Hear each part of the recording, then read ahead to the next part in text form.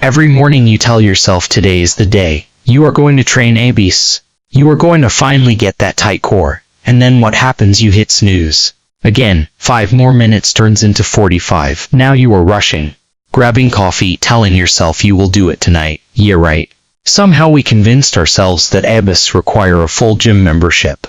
30 minutes, fancy equipment, perfect lighting, the whole fitness influencer setup. That is the lie. You do not need a gym. You do not need half an hour. You need 5 to 6 minutes and a piece of floor in your bedroom.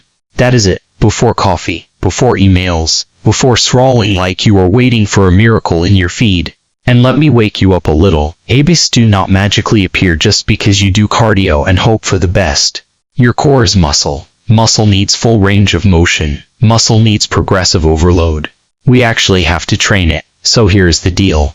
2 exercises, 5 minutes, no equipment. We stop negotiating with the snooze button and start building something real. Alright, let's talk about the first move, reverse crunch. And no, this is not the sloppy leg throw you have been doing since high school PE class. You are lying on your back on the floor. That same floor you walk on every day is now your gym. Knees bent, bring them toward your chest. But here is where most of you mess it up. You do not kick your legs up like you are trying to launch them into orbit. This is not a momentum contest. Instead, you lift your hips off the ground and curl your pelvis up. Think about rolling your lower spine off the floor 1 vertebra at a time. You are making a C shape, not an L shape. If your lower back is not slightly coming off the ground, you are basically just swinging your legs and calling it training.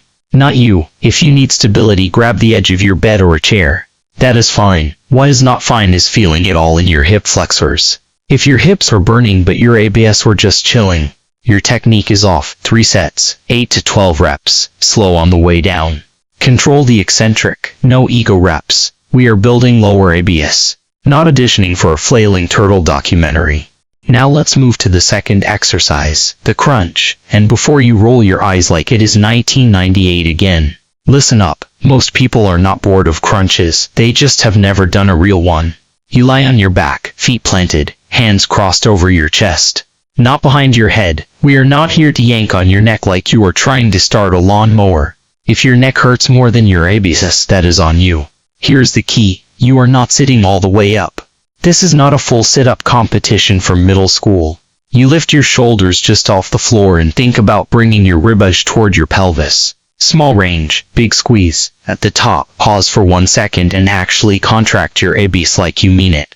Then lower yourself slowly with control. No flopping, no bouncing, no using momentum like you are trying to cheat a representative counter. 3 sets, 8 to 12 reps, quality over quantity. If you can do 20 sloppy reps, that just means you have been practicing being average. Common mistakes I see every day: people shooting all the way up, people jerking their head forward, people rushing like they have a bus to catch. Slow down, feel the muscle. This is not cardio, this is targeted work. You want upper abs that pop, you earn them 1 controlled representative at a time. Now let's talk about why we do this in the morning.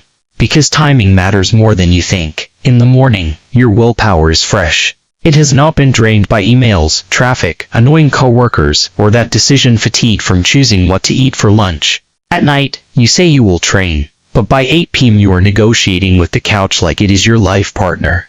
We both know how that ends. When you train your core first thing, you activate your entire trunk for the day. Your abs are not just for beach photos. They stabilize your spine. They support your lower back. They help you stand taller instead of folding over your desk like a question mark by 3 p.m. And there is something powerful about stacking a small one early. 5 minutes, that is it. But psychologically you already kept a promise to yourself. You started the day with discipline instead of delay. That momentum carries. You sit straighter, you move better, you feel sharper. It is not just about abs. It is about identity. You become the kind of person who does the work before the world even wakes up.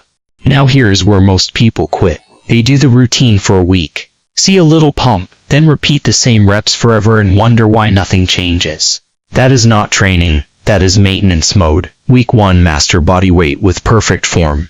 Week 2, slow the lowering phase to 3 seconds, feel every inch. Week 3, hold the top contraction for 2 full seconds, make it burn. Week 4, add resistance. A small plate on your chest during crunches is enough. ABs grow from progressive overload. Visible ABs come from muscle plus fat loss. Not endless cardio and hope. We train smart. Here is your challenge. 7 days. No excuses. Every morning before you check your phone. Before you scroll. Before the world starts pulling at you. 3 sets of reverse crunch. 3 sets of strict crunch. 8 to 12 clean reps. That is it.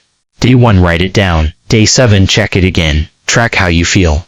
Track how your core tightens. Track how your posture changes. ABs do not show up overnight. They show up when you do. Work is the lesson. The lesson is the power. Now set the alarm, and this time, do not negotiate with it.